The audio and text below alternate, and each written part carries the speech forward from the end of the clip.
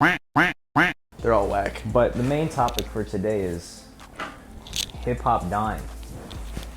Okay. Hip hop not being lit anymore. Do you think that people are over that conversation? Yes, but I don't think they're having it the way we're having it, because one of the things that, so Academics was kind of talking about this, and I thought this was a really great segue into this topic, where he was like, oh, podcasts are like dead and the wave is, or dying and the wave is streaming. But I think that's for a certain audience, and I think that same thing applies to artists, where, for example, there were like promo runs and content in general right now for hip hop. There's plenty of channels that make videos, new ones. There's a ton of new ones popping up all the time and they get views. But we were having this conversation is that none of their opinions really like not matter. They don't give opinions, number one. And number two, people aren't looking to them for like what they have to say about something. It's kind of like, hey, we want this information from you that you condensed and pretty much like told us a story. Right. I feel like that's like the whole, that was the meta on YouTube for like the last year because of Patrick CC's, Sunny B2. To a degree, but there's always been, I feel like there's less people giving an opinion now though. And the ones that do, they do it for like smaller scenes, right? And the scenes are getting smaller and smaller. So you were covering a scene that was smaller than mine, but your scene was like big enough. And then there are people like covering scenes that you don't even really, well, you pay attention to, but you're not talking about them regularly. And that's even smaller. Yeah. So it's kind of like the shrinking funnel. And those people have opinions, but they're kind of, their best bet is that that scene blows up, which we don't even know if that's likely anymore. Like, who's really blowing up now? Yeah, I mean, I think there's just like a lack of interesting people, at least that get to mainstream. Like in 2016, there were so many personalities. There might be the same people that are interesting, like the same amount, but I feel like that whole wave died because people already had it. You have to like almost take it to the next level to be interesting now, like with all the dumbass gimmicks, right? But maybe there's just not as much talent too, because like who's the top of the underground right now? Like Yeet, and Yeet already, you know, might be plateauing right now. Because he outsold his last album by like 6,000 copies. And even though he technically sold 70, but he kind of finessed it with the merch bundles, whatever, like the downloading of like 4 extra songs. Yeah, I feel like you have a perfect explanation for this. So how did Yeet rob Vultures out of the number 1 album the second week? Because he was supposed to not get a number 1, and then all of a sudden he's beating it by like 200 units. How did he rob them? One, Kanye is one of the biggest artists in the world. So to even beat them, you got to do something, even come close numbers wise. You got to be fudging the numbers a little bit, and every new artist is doing that. But yeah, so he was actually projected to be like number 1, number 2 or number 3 against like Morgan Wallen and Kanye. He did a phase 2 like 2 days later after he dropped his initial 2093 album, had a Drake feature, did nothing. Nobody cared about it at all. Then 2 days later or something, he dropped like a 4-pack. You could not stream the mute. Well, I listened to it on stream on YouTube for re-uploads, but you essentially had to buy these songs for $4.99. So I don't know how that equates. Maybe it's like half an album, but so say 26,000 people bought it, or label or whatever, because you can easily, I feel like they got hella credit cards on file to do something, but they boosted the numbers. It was actually like 57 maybe against Kanye being 70, but then Kanye ended up winning anyway. So he didn't rob him at all. He tried to rob him. Yeah. And then Kanye just pulled out his pistol. But I just have such a hard time believing that even streaming that E is getting like 35,000 equivalent streams in a week. I mean, most artists. That's like what, like over 100 million. Well, that's why I always say like 50% of streams are fake. They gotta be. They gotta be. It's not possible. Like, we did the numbers for all sorts of albums. You calculate like, first week numbers always equate to US streams. Now, if it was global, okay, maybe that makes sense. But for Billboard's sake, which is just US, like let's just, if he got 57,000 times 1,500 streams roughly per album, that's 85.5 million streams right there. That's like, there's 300 million people in the US. There's a 600. Like between 3 and 4. Yeah, so almost a third of the people listen to the album. Or like what you're telling me, 20 million people listen to it 4 times, which I don't even believe that's a possibility. Yeah, but this is just listening to one song in the album. But yeah, there's no way. No, that would be listening. But that goes for every artist, every single artist. Yeah. You can buy Billboard. Like, I've seen like the menus. You can be like, yeah, I want to hit this rank on Billboard. And then the organic will take over once they get like a certain level, like on SoundCloud or Billboard, and then people will check it out and be like, oh, this song's hot. Let me actually listen to it to see if it's good. Yeah, Russ was talking about that. And did you watch that interview? Uh-huh. That made the most sense because everything kind of like well, not everything, but a lot of stuff starts off fake because people are looking at it like, oh, why should we care about this? And the easiest reason for somebody to care about something is, oh, this is lit and you just haven't caught up to it yet. Well, it's because there's so much content and music and TikTok, streaming, people like content on the internet every single day that you almost need to be bigger than you are just to attract a certain level of attention. Otherwise, people are like, they need to do that just to even market it. Be like, it is big already. Like on the first day, you see the Spotify numbers, people doing like the first day numbers. Yeah. And how many people are listening at the exact time? They like need to like show that so that people are like, oh, that's like, I'm missing out. Like, it's FOMO. It's literally FOMO. Or it's like, oh, this is number 2 on Apple Music. Yeah. Literally, it's all just for promo. Because I don't even think that they make, I mean, stream farms, I'm sure they figure out some way to arbitrage it where they can make profit on the streams that, like how much they're paid out versus how much they paid for those streams. But that's probably marginal in the grand scheme of things when they use it for like Instagram posts, like people reacting to various pieces of news about a certain album. Like, it's literally just for, if you think about it, it's just a marketing expense. It's like buying a billboard in Times Square, but just the digital form. I do think though there was like a shift. So like artists, they always had to capture, if they wanted to be really, really lit, they always had to capture young people. And I think that in 2016, maybe even up till 2020 or 2021, like the coolest thing for young kids to follow or pay attention to was rappers. Yeah. Rappers aren't artists, but I think that's shifted now to where it's streamers because there's kind of like communities of streamers. Before, like there would be one streamer that they watch and they're like, okay, but now it's like streaming is like its own universe now. And there's all of these different people that interact with each other and kids think that's so cool and they feel like it's relatable, like they could do that. Whereas with music, especially if the person makes really good music, it doesn't feel very much relatable at all. So I think they are just following everything that's going on in that world. Oh, who interacted with this person? And then they're in these communities, which used to be music communities, like back then, where people were like, oh, like what's like Lil Peep dropping, right? Like they're paying attention to what's going on with that. And there's all these communities on Twitter, but now they're just following what streamers are doing. And the news is about streamers. I agree. I think the streamers are bigger than the rappers nowadays.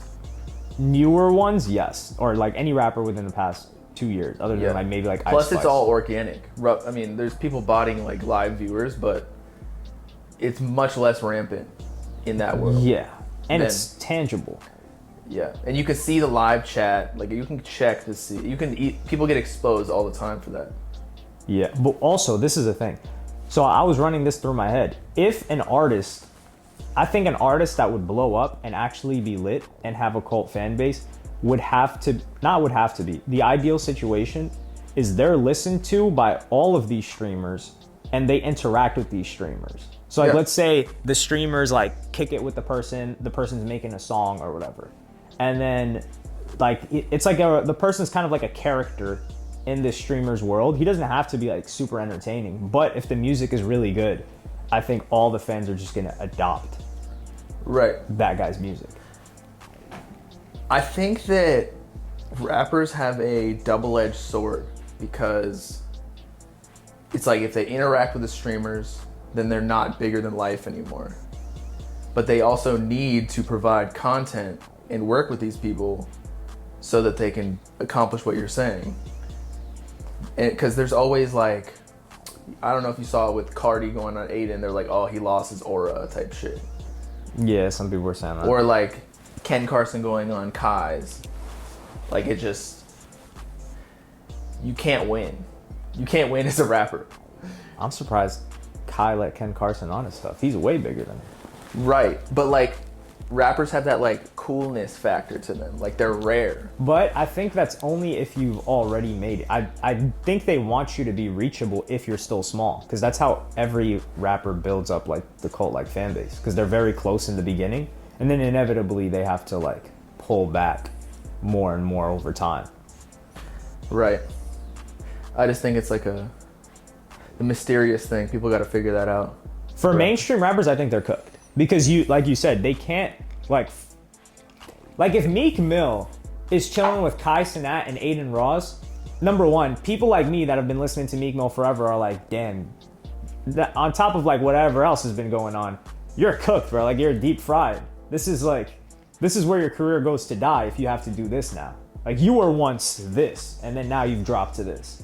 Whereas the younger people that are watching that, I think they're looking at it like, who the hell is Meek Mill? Like, they probably know about him because he's really famous, but they're not like, oh yeah, I really like this guy and want to listen to his music now. Because there's just such a big disconnect. So do you think that music is almost like the first stepping stone in hip hop, where you make music while you're still a kid? Because it's like you can still be accessible, you can do content, but then once you reach a certain level, it's almost like not worth doing the music, because it's like, you know how Rihanna pulled back and now she's not even really making music? Yeah. I feel like she did it right, because then she can't really get scrutinized, but she's still an icon. But I think there was just, Rihanna's like Ye in the realm of like, these artists are so big that no matter what, like the label's making sure that doesn't fail. And there was so much anticipation, and her last album was like amazing. So I think, plus for her, the music was kind of all put together. Like they just make the songs and they're like, hey, go in there and sing this. Yeah. So I think it's different for, I think a lot of rappers and artists, they actually enjoy making music. Yeah. So they like, whereas for her, I'm not saying she didn't enjoy it, but I think she just like wants to like fall back now, especially after like she's been in the game since she was like 15 nonstop. So, but that's where music isn't even, like music wasn't a commodity back then. Now it's I could go on SoundCloud and make a song. Yeah. So with that being said, it's almost like when you drop songs, you're just dropping YouTube videos in the sort where like, if you don't continue this hamster wheel, you will die. Your career will die. Pretty much. Nowadays, you have like I'm talking about like artists coming out now. Yeah, well, I think it's still, like, for example, you were saying, like, the phases kind of, if you're younger. I think people, when they're older, they can still make a career out of music. But if your goal is to be, and I think maybe that's where people need to look at things differently now. If your goal is like, oh, I'm going to be lit and everyone's going to be talking about me, that's just not going to happen. Especially if you're, like, a little bit older. Or it's, like, very, very rare case. Because I kind of wanted to point this out to you in the sense that there's so much stuff out now that even established artists that we all know, if they drop, we won't know unless there's a big marketing budget behind it. Like, for example, everybody knows who Pharrell is. If Pharrell dropped a song tomorrow, we probably wouldn't even know it dropped. Yeah, no. We could potentially not know it dropped for weeks, unless there's a ton of money behind it. Because, and I mean, the marketing would cost less because everyone knows who he is. But you can't just ignore it. Whereas back then, if like Pharrell dropped, they're like, yo, Pharrell just dropped, and everyone is talking about it, and everyone is spreading it. So the marketing budget had to be lower. But now, even if you're gigantic, you have to, I mean, there's a level, right? Like if you're like S tier, like Jay-Z or something like that, or Rihanna, like you said, Ye, it's a little bit different. But even Ye makes like a grand spectacle when he's about to drop, and he promotes it for like 4 to 5 months. Isn't that what you're supposed to do? That's what I was talking about before with going on the streams and everything. You don't have to do that, but like you almost have to, people have lost the sense of creating content in the world around your music. I feel like most mainstream rappers fall off because they're not creating a world. They're just like dropping and then just being like, yeah, go listen. But like, I always talk about Cardi, but like Cardi has this whole fucking community, and like, you don't think that he did that on, like, obviously there's luck involved, but he makes his rollouts more than just the music. Even Yeet with 2093 had like kind of a world to it. Like, I think Yeet has done that very well. Yeah. I think Yeet did it more intentionally than Cardi, because there was kind of like phases. Like now, does Yeet even wear like the whole like thing on his face anymore? he wears a mask sometimes. Yeah, he doesn't even really like do, like I feel like there was like, and he would always have like the scarf back then too. Yeah. I don't really see him with that anymore. No. So I think he did that well, and I don't know if his, well, I didn't pay too much attention to his rollout. I don't think there was. Yeah, I knew about it, and I saw what happened. Good of a rollout. But when you get that big, again, it's like a double-edged sword, because you don't have the same pull on your community because you're so big, and so there's a disconnect, right? But then you have to put the marketing budget. You're almost spending more than you were before just to get the same results. Yeah. So is it even worth it at that point? When you get so big, and what's the word for like a company that has like a bloated company? Yeah, when they're paying so much for employees that they don't need. Right, it turns into that almost. Because you're right, like these artists, if Pharrell drops, he's just like a tool in the marketing. Whereas before, all he had to do was tweet or something, or like a rapper of that stature would just have to tweet like, I just dropped, and people would blow up. You know what I mean?